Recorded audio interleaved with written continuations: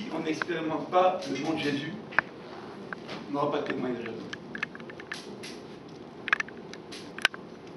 Regardez le contexte. Les disciples sortent d'une situation où Jésus a multiplié. Jésus a nourri 5000 hommes, sans compter les femmes et les enfants. Donc 5000 hommes, plus femmes et enfants, c'est plus de 5000. Ils ont vu la puissance de Dieu. Ils ont vu l'action de Dieu. Amen. Ils ont vu les disciples. Et là, parce qu'il y a une tempête qui se lève, le Pierre là, au bout d'un moment, désemparé. Qu'est-ce que Jésus lui a dit? Pourquoi tu as permis de venir dans ta vie? Pourquoi tu laisses le but s'installer dans ta vie? Pardon. Dans la Bible, il n'y a pas de peut-être, il n'y a pas de messie. Il n'y a pas écrit. Oui, Jésus, peut-être que. Il n'y a pas de peut-être que. Que ton oui soit oui et que ton non soit non. Ça s'arrête là. La parole de Dieu, elle est oui et amen. Elle n'est pas peut-être que, même si. Non, elle n'est pas comme ça. Soit qu'elle est de Dieu, elle intervient, elle règle ton problème, soit qu'elle n'est pas de Dieu, puis ça s'arrête là. Donc Jésus dit à Pierre quoi? Homme de peu de foi, pourquoi as-tu douté? Je t'ai dit, viens. Si c'est moi qui t'appelle, rien ne peut t'arriver. Parce que moi, je te cautionne. Moi, je suis avec toi. Moi, je suis ton garant. Rien ne peut t'arriver, c'est moi. Amen. Est-ce que je suis convaincu que c'est Dieu mon garant? C'est lui mon assurance. C'est lui mon médecin. C'est lui mon banquier. C'est lui qui est tout pour moi. Parce qu'il dit, je pourvoirai à tous tes besoins. Je suis convaincu de ça. Ben, si je ne suis pas convaincu, je vais être comme le Pierre. Je vais être zélé dimanche. Non, Jésus! Et dans la semaine, la tempête se lève, on ne voit plus l'église. Oh! Il est où le pasteur? Il est dans les problèmes. Les problèmes l'ont noyé. Oh, mais le dimanche, ça note de fois, hein? Oui, mais la tempête, on était trop grosse, là. Là, elle m'a eu. Je suis noyé. Hein? Je rote l'eau même. Ça, c'est des enseignements pour nous. Ces passages-là. Souvent, on est trop sur nos acquis. Hein? Par exemple, si je prends le cas de notre sœur, elle a vécu un miracle. Pas possible, elle devait mourir par la maladie. Dieu est intervenu, elle est vivante et guérie. On ne revient pas dessus. Mais elle peut avoir une autre tempête dans sa vie. Peut-être pas un cas de maladie, un autre cas. Mais est-ce qu'elle aura la même foi devant l'autre problème qu'elle a eu avec sa maladie? C'est ça le problème des chrétiens. C'est ça. Parce que ta vie chrétienne, c'est une vie de lutte et de combat. Hein. C'est pas un tapis rouge qui t'amène au ciel, cadeau. Ça, non, c'est un mensonge. C'est une vie de lutte. Pourquoi? Parce que tu as lutté contre la chair et le sang. Contre la nature humaine, on lutte souvent. Il n'y a que Pierre, tant qu'il regardait Jésus, tant qu'il écoutait Jésus, il a marché sur l'eau. À l'instant où il a détourné ses regards de Jésus, il ne l'a plus écouté, il a regardé la situation, il a écouté la situation, il a commencé à se noyer. Mais est-ce que Jésus l'a laissé se noyer? Mais non. Parce que Jésus ne peut pas te sauver, et puis ça ne va pas, tu dis, dehors. Homme de peu de foi, dehors, je ne veux pas te... Non. On a un Dieu qui nous aime, amen. Si tu es parent, tu as tes enfants, tu aimes tes enfants, non? Quelle que soit l'attitude de tes enfants, mais c'est tes enfants, tu les aimes.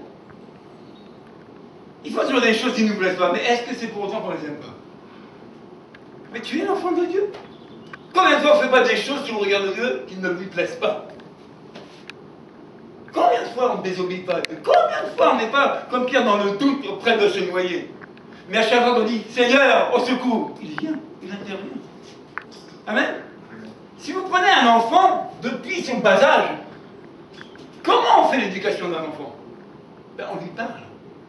On lui montre ce qui est bien et mal. C'est comme ça que l'enfant grandit. La Bible dit que nous, on est des enfants, mais de qui? De Dieu. On doit avoir l'attitude d'un enfant et écouter notre Père Céleste nous parler et obéir simplement. Mais comme on est adulte, il dit non, moi non. Pardon, tu me connais pas? Non, non, je suis pas comme l'autre là-bas. Moi non. Quand je prie, oh, mon ami, le soleil s'arrête. Ah, puis je dis pas, non, non, il reste là. Quand la tempête souple, il est où ton zèle? Il est bas. C'est pour ça qu'on ne devrait pas avoir cette attitude-là. Restons dans la constance. Ayons foi en Dieu. Gardons cette espérance que Dieu est capable à n'importe quel moment d'intervenir. C'est pas parce que la foi de Pierre a vacillé. C'est pas parce que le doute est venu autour de lui que Jésus l'a abandonné. Le doute, ça fait partie de notre vie. Parce qu'il y a des situations où tu es tellement pressé de toutes parts, tu es sûr que ça va aboutir à la cata. Il y a ça quelques années, il y a plus de 10 ans en arrière, quand j'ai passé du statut d'employé à auto-entreprise. Donc, quand j'étais employé, j'ai un patron qui chaque mois me donne de l'argent. Maintenant, je laisse tomber le patron, je deviens moi-même patron, et qui me donne de l'argent? Ben, j'ai plus de patron. Donc si c'est pas mes mains, je ne mange pas. Et comme à l'époque j'étais encore bien caractériel, le patron, j'ai discuté avec lui, il dit bon, si c'est comme ça, je démissionne. Je suis parti de mon employeur sans un seul client, sans voiture de société, sans matériel, sans rien. Et chemin faisant, j'ai trouvé des clients. Enfin bref. Pour vous dire quoi, que la transition entre le patron et la société, les mois se sont écoulés, je ne peux plus payer mon loyer. Je ne peux plus payer mes factures. Problème, tempête, qu'est-ce que je fais? Ben, j'ai pas eu honte. Je suis allé à l'église où j'étais là-bas, et on m'a donné le sujet de prière à l'église. Je me rappelle, je suis passé au tribunal. Les huissiers étaient là à la porte à me mettre dehors. Il me restait une journée. Et je dormais dehors, avec mes valises. Une journée. Et c'est dans cette journée-là que Dieu a ouvert une porte sur la maison. Sans garantie. Sans argent. Quelqu'un qui m'a fait confiance, qui est pas vide. T'en trouves beaucoup? T'en trouves beaucoup? Et quelqu'un qui s'est levé et dit, moi, je suis ton cautionnaire. Mais j'ai rien demandé. Mais c'est à travers la prière. Amen. C'est à travers l'église que j'ai reçu ça. Mais aujourd'hui, on ne veut plus. Mais on ne veut plus vivre ces choses. On ne veut même plus les expérimenter. La prière de foi. Est-ce que tu as foi quand tu demandes la prière à l'église? Oui ou non? Si c'est le doute, tu vas te noyer. Mais je te laisserai pas. Je dis tous les jours, mon frère, ma soeur, jusqu'à temps que tes yeux se ferment, Jésus t'enseignera. Les échecs, ce n'est pas pour nous détruire, c'est pour nous enseigner. Les difficultés que nous vivons, c'est un enseignement qui vient de Dieu. Parce qu'un jour ou l'autre, il se révélera, te dira, voilà, telle situation, c'est comme ça que ça se règle. Vous avez vu l'apôtre Galet qui est passé dernièrement? Lui, son slogan, il est ça. Tu vas le voir n'importe quand, tu sais ce qu'il va te répondre? Quelle que soit ta démarche. Il te regarde, il dit, on va prier. Mais oui. C'est-à-dire que ton problème, on le met à Dieu, on le met devant Dieu. Mais c'est la seule, c'est ce qu'on devrait faire en priorité. Voilà le problème. Maintenant, comme tu as fait ta priorité, tu as regardé Jésus, qu'est-ce que Jésus va faire? Il va à sa manière te répondre à travers les uns et les autres. Il t'ouvrira des portes qui sont. Il ne faut pas jouer avec Jésus non plus, il ne faut pas le faire exprès. Parce que Dieu nous a donné quand même une intelligence, un cerveau, hein. Il faut l'utiliser. Hein. Une fois, je disais à des parents, arrête de demander à Dieu d'élever tes enfants. Dieu t'a donné des enfants, c'est ta responsabilité d'élever ton enfant. C'est pas Dieu qui va descendre élever ton enfant. C'est ta responsabilité. Demande plutôt l'aide de Dieu pour avoir la capacité de bien élever tes enfants, mais laisse Dieu tranquille. C'est pas Dieu qui va prendre l'enfant par la main, qui va y mettre les couches. Non, Jésus n'est pas venu pour ça. Il n'est pas venu pour faire ça. Il te donne la capacité d'élever ton enfant. Mais aujourd'hui, on ne vit plus ça. On ne vit plus ça. Pourquoi? Parce qu'on n'est même plus convaincu. Et pourquoi on n'est plus convaincu? Parce que bibliquement, c'est l'Esprit de Dieu qui doit nous convaincre. Mais on ne recherche plus les choses de Dieu. On ne recherche plus les choses de l'Esprit. On est venu faire de la tradition, du rituel. Tu viens à la dimanche, alléluia, amen, amen, alléluia, amen. Oh, la louange, je déporte à l'église. Tu rentres chez toi, ta situation n'a pas bougé d'un iota. Nada, zéro. Mais si tu viens prier, tu dis ta situation change. Regardez votre sœur Lucie. 4 ans qu'on prie pour sa mutation. À chaque fois qu'elle a une mutation, on dit, madame, votre dossier, on ne veut pas. Vous ne connaissez pas Internet, vous ne savez pas gérer les autres. On ne veut pas de vous. Ce n'est pas la génération d'aujourd'hui. Aujourd'hui, tu travailles avec Internet. Hein? Tu es high-tech aujourd'hui. Elle n'est pas high-tech, ce n'est pas sa génération. Disqualifiée, madame, on ne veut pas de vous. Bon, qu'est-ce qu'on a été voir pour elle? Ben, Jésus. Et Jésus a été la qualifiée, là où les gens ne voulaient pas d'elle. C'est Jésus qui a le dernier mot. Amen. Mais est-ce qu'on veut expérimenter ça? On ne veut plus expérimenter, on veut régler nous-mêmes les problèmes. Bon, je dis, à quoi sert Jésus? Bon, tu as accepté Jésus pour faire quoi? Moi, je pose la question, pourquoi on a accepté Jésus? Moi, je dis que si Jésus n'a rien fait dans ma vie, je vous dis, ma Bible, je la donne à mon voisin, et je retourne en boîte de nuit, je le défonce. Et je vais dans la rue casser tout. Comme un bon voyou que j'étais. Et partout on fera, t'as vu le gars, il est cinglé, je suis cinglé. Mais je ne peux pas avoir accepté Jésus, avoir vécu des miracles de sa part, amen, et prêcher autre chose que la parole de Dieu. C'est ma vie, je suis... Non. Il m'a perfusé, amen. Est-ce qu'il t'a perfusé? Amen. Est-ce que tu es rempli de Jésus? Ou à moitié? Si c'est à moitié devant lui qui te remplisse totalement. On dit que c'est de l'abondance du cœur que la bouche parle. Amen. Quand je vois les gens se taire qui ont accepté Jésus, je dis, oh, un problème. Elle est où l'abondance dans ton cœur, puis ta bouche est rassurée? Elle est où? Amen. Mais si vous lisez l'histoire de Pierre, Pierre s'est converti dans les actes des apôtres. Pierre, là qu'on parle. 3 ans, il a suivi Jésus, il n'était pas encore converti. Jésus a dit, il faut que tu te convertisses pour convertir tes frères. Et c'est seulement quand l'Esprit de Dieu est venu sur lui qu'il a été converti. Amen. La conversion, c'est quoi? C'est un changement d'attitude, un changement de direction, un changement de comportement. Beaucoup ont accepté Jésus, il n'y a pas de changement, nada, zéro. Tu es le même. Cherchons les choses de l'Esprit. Amen. Crions à Dieu pour que son Esprit nous change, nous transforme. On dit que Jésus a dit quoi? Je vous enverrai mon Esprit et il vous convaincra de péché, de justice et de jugement. Aujourd'hui, tu attends que les gens te parlent pour être convaincus. Mais non! C'est pas ça la Bible. Le Saint-Esprit doit aller te convaincre. C'est son but. Quand tu entends la parole de Dieu, est-ce qu'elle te parle? C'est ça. Parce que la parole est esprit. Quand tu entends la parole de Dieu, est-ce qu'elle te parle pour qu'elle te change? Moi je dis, on a tout essayé dans ma vie. Tout! Toutes les thérapies possibles qu'on sortait pour l'alcool, la drogue, on a tout mis. Les nouveaux cachets, on m'appelait comme un cobaye. Monsieur, va dans le centre là-bas. On va tester sur toi si le médicament il marche bien. Bon, tant que tu es dans le centre enfermé, ça va, il n'y a rien. Tu n'es pas tenté. Mais quand tu sors du centre, peut-être tous les enseignes. Mais quand tu es expérimenté de Jésus, ça marche. C'est Jésus qui guérit les gens. La médecine est là pour soigner. Mais encore faut-il avoir foi en lui. Mais si tu es comme Pierre, au bout d'un moment tu marches avec la foi, et tu arrêtes de marcher par la foi, tu commences à marcher par la vue, et tu te noies, tu coules. C'est là qu'il faut crier à Jésus.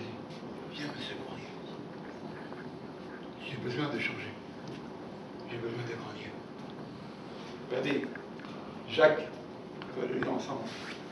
Écoutez bien cette parole-là. Je voudrais vous interroger. Jacques 1, verset 5.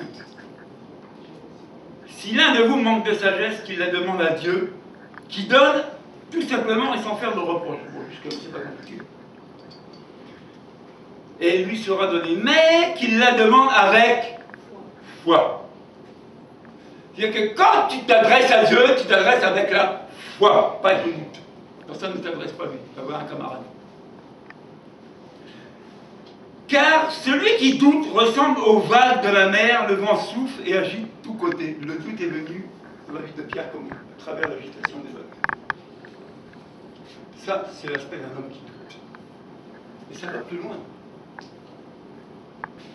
Qu'un tel homme ne s'imagine pas qu'il recevra quelque chose du Seigneur. Ah! Donc, si je ne vais pas avec la foi devant Dieu, je ne reçois rien. Regardez, on vit dans l'illusion. Parce que je dis, le slogan, il est venu, mais c'est un passe-partout. On va prier. Si encore tu le respectes, je veux bien. Mais la majeure partie des gens disent qu'on va prier, ils ne prient pas. C'est pour montrer que je prie pour toi, ma soeur. On va prier. Tu rentres chez toi, tu as oublié la soeur. Tu pries que pour toi. Eh oui, c'est grave, hein? C'est un homme partagé, instable dans toute sa conduite. Est-ce que notre cœur est partagé aujourd'hui? C'est 100% Jésus? C'est un peu Jésus, un peu moi? Un peu Jésus, un peu les autres? Un peu Jésus, un peu le monde? Non. C'est Jésus ou rien d'autre. C'est Jésus ou rien d'autre. Il y a un passage dans la Bible où les disciples ont été voir Jésus. Qu'est-ce qu'ils lui ont demandé? Seigneur, augmente notre foi. Nous n'avons pas eu honte d'aller voir le maître. Hein. Augmente notre foi. Parce que c'était comme un pilier. Regardez aujourd'hui, je le disais tantôt, avant que vous arriviez. Aujourd'hui, on est dans une situation où la vedette mondiale, Covid-19, vedette mondiale. Alors que nous, c'est Jésus. On vit avec des périodes, des saisons. Le printemps arrive, et souvent quand le printemps arrive, le premier jour du printemps, il y a quoi? Des allergies au pollen. Toutes sortes d'allergies, les gens les attrapent, pour ceux qui sont faibles. Et ça manifeste comment? Maux de tête, température, et puis c'est ce que tu veux là, tout. Mais dès qu'il y a des symptômes comme ça, ah, Covid! Je dis, mais Dieu, on va où? C'est quelle foi? C'est quoi cette affaire-là? Mamie, ta chair réagit à la température, c'est ta chair! Mais ton esprit, il obéit à qui? À la parole de Dieu. Où est-ce que le monde te raconte? On a passé, je vous dis, un hiver. J'ai jamais entendu parler de grippe. Chaque hiver, on entend épidémie, grippe, ah, c'est en rouge là-bas, rouge, les gens meurent. Aujourd'hui, on n'a même pas entendu un seul mot sur la grippe. Angine, bronchite, toutes ces choses-là, on n'a même pas entendu. Gastro, on n'a même pas entendu parler. D'habitude, l'épidémie gastro, ça contamine tout le monde. Je te touche, tu vas aux toilettes. Ça a été dit sous le Covid. Mais ma amie, j'ai encore plus vite que le Covid. Mais aujourd'hui, dès qu'il y a un truc, ah, Covid. Je dis non. Mais à quoi sert Jésus aujourd'hui? Moi, je dis, à quoi ça sert? Si dès que tu vois quelque chose sur l'épidémie, tu dis, ah, Covid. Mon ami, revois ta foi. Revois ta conversion, parce qu'il y a un problème. Je ne dis pas que ce virus ne tue pas des gens. Mais de tout temps, de toute époque, il y a eu des virus qui ont tué des gens. Est-ce que c'est pour autant que l'Église s'est arrêtée? C'est ça qui va nous arrêter. Je dis, si nous, le monde chrétien, on avait compris que notre force est en Christ, et c'est en regardant à Jésus qu'il interviendra, nos églises ne seraient pas vides. On ferait vote à prier à Dieu pour que Dieu nous libère de cette cochonnerie de virus. Mais qu'est-ce qu'on fait? On est devant la télé, on écoute les médias. Oh là, qu'est-ce qu'il va dire, M. Castex? Confinement. Oh. Mais t'as prié pour...